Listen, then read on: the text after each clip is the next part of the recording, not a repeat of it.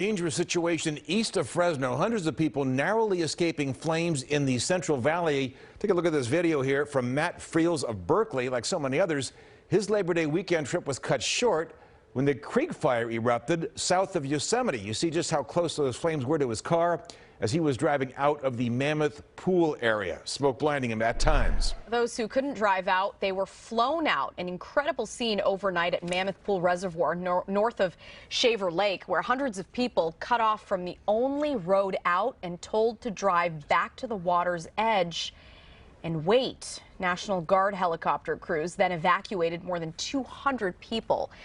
Here's a look inside one of those choppers.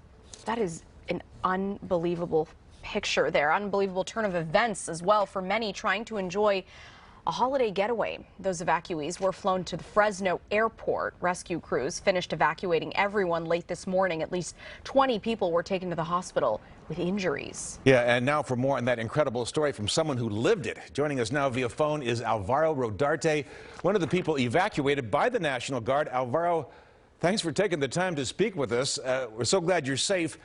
We all understand what it's like to be at a lakeside, riverside, and everything's fine, everything's wonderful. When did you first get the feeling that this was going to be truly a dangerous situation?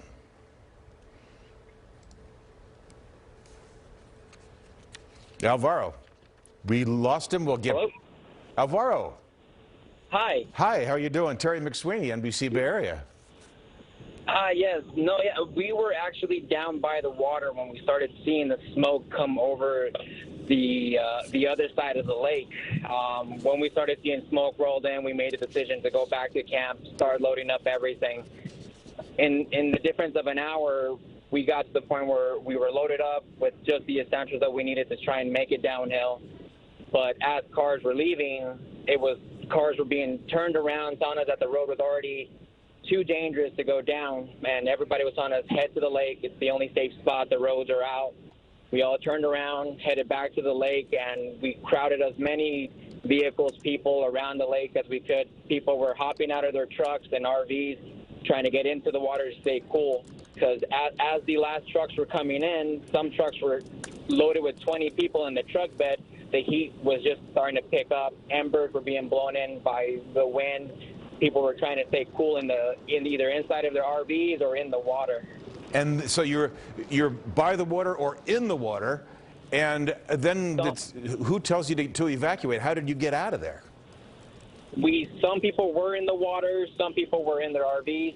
We had no idea that if we were going to be evacuated. We were it was about a 5-hour difference by the time the last vehicle made it to the lake to when the first evacuation helicopter showed up.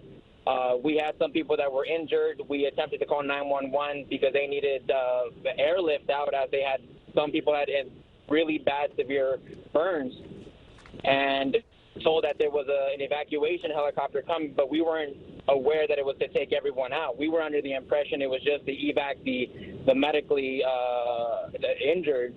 So when the first helicopter landed, we saw the National Guard the person. He told us to load up as many people as they can. I was able to get a hold of my wife on the phone. She was watching the news from home in L.A. Wow. And she told us that the roads were out, that they were going to evacuate all of us. And that's when we started to grab whatever we needed just to get out of there. We were evacuated via helicopter. And they got you out, Alvaro. We're seeing pictures of people landing and walking out. What an experience. I'm so grateful that you got out okay, and there were no fatalities, injuries as a result of the fire, but no fatalities. Thank you so much for taking time today, Alvaro. Thank you.